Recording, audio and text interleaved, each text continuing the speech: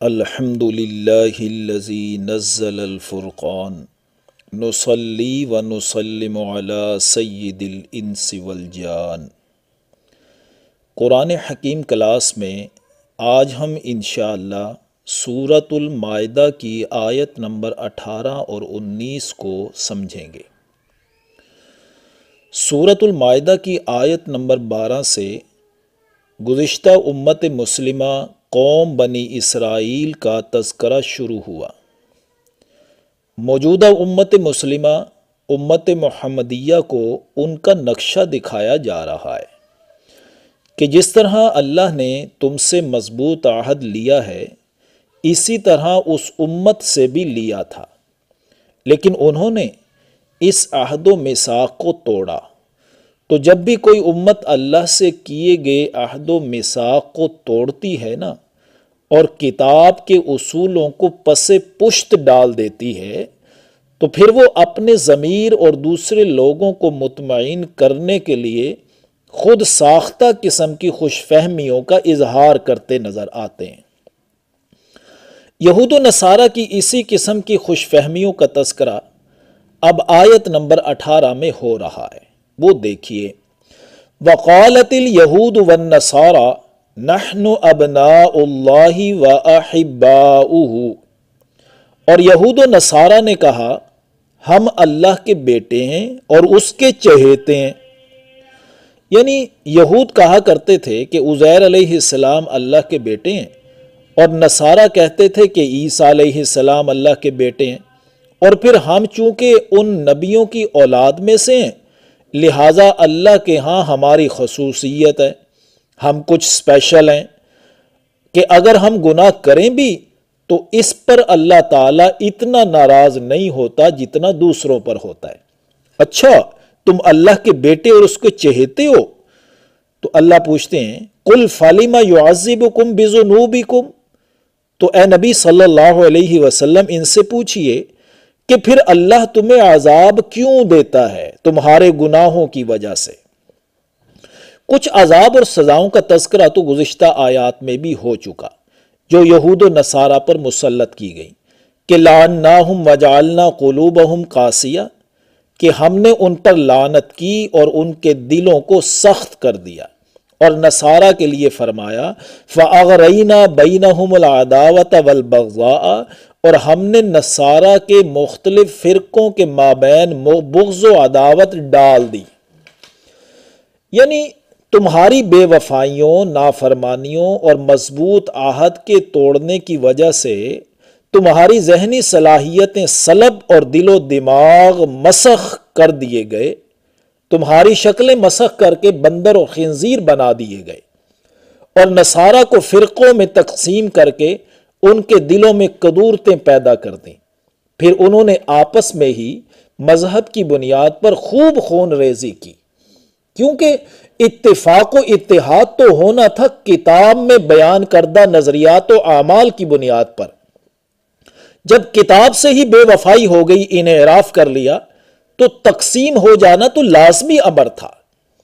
بہرحال یہاں یہ کہا جا رہا ہے کہ تم جو خود کو اللہ کے بیٹے اور اس کے چہیتے کہہ رہے ہو تو بتاؤ لاڈلوں اور چہیتوں کو ایسی سزاؤں میں مبتلا کیا جاتا ہے؟ آگے فرمایا بل انتم بشر ممن خلق، تم بیٹے اور لاڈلے کوئی نہیں ہو بلکہ تم بھی دوسرے لوگوں کی طرح اللہ کے پیدا کیے ہوئے ہو، یعنی اس کی مخلوق ہو۔ جیسے ان سب کو نیکی اور بدی کی جزا اور سزا ملے گی تمہیں بھی ملے گی، تمہیں کوئی استثناء حاصل نہیں ہے۔ صرف کسی قوم میں پیدا ہونے کی بنیاد پر فیصلے نہیں ہوں گے، کسی بھی قوم میں پیدا ہونا کسی انسان کی قدرت میں ہے ہی نہیں۔ اگر اللہ اس بنیاد پر فیصلے کریں گے تو یہ تو انسانوں کے ساتھ بہت بڑی ناانصافی ہوگی۔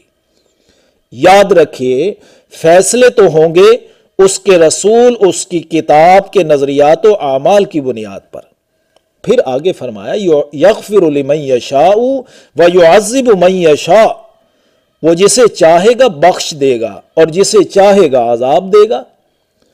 یعنی کسی کو بخش دینے کا یا عذاب میں مبتلا کرنے کا اختیار تو اللہ کے پاس ہے، تمہارے پاس نہیں ہے۔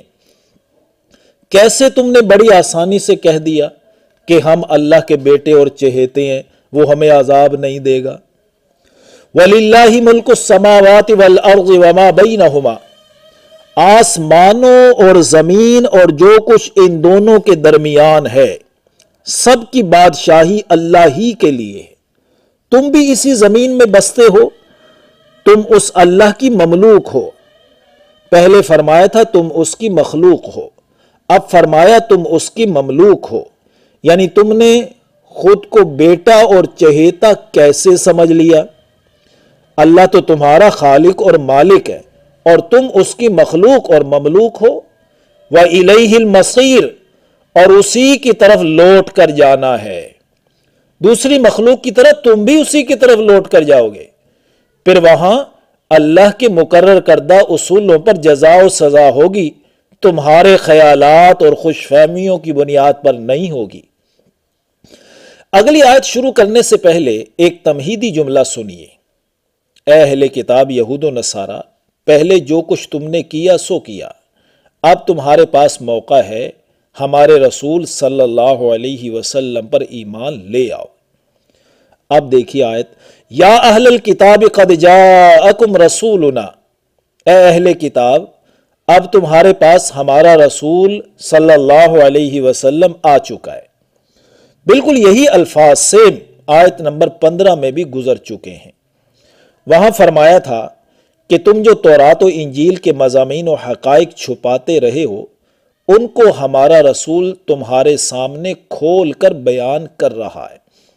اب یہاں فرما رہے ہیں کہ ہمارا رسول آ چکا ہے، یبین لکم علی فترۃ من الرسل، جو رسولوں کے ایک وقفے کے بعد تمہارے لیے دین کو واضح کر رہا ہے۔ رسولوں کا وقفہ یہ حضور صلی اللہ علیہ وسلم اور عیسیٰ علیہ السلام کے درمیانی وقفے کی طرف اشارہ ہے۔ حضرت عیسیٰ علیہ السلام کے بعد نبی کریم صلی اللہ علیہ وسلم تک تقریباً 6 صدیاں ایسی گزری ہیں جس میں کوئی نبی اور رسول مبعوث نہیں ہوا، لیکن اب تقریباً 6 صدیوں کے بعد محمد الرسول اللہ صلی اللہ علیہ وسلم آ چکے ہیں جو دین کو واضح کر رہے ہیں۔